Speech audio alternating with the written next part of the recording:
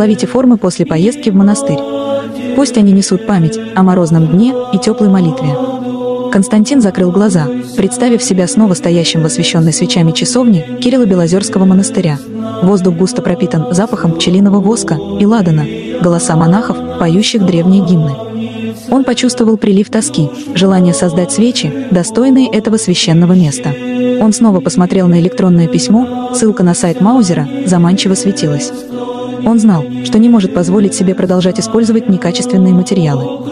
Он был обязан паломникам, церкви и своей вере стремиться к лучшему. Он нажал на ссылку. Через несколько дней в мастерскую Константина пришла посылка. Он осторожно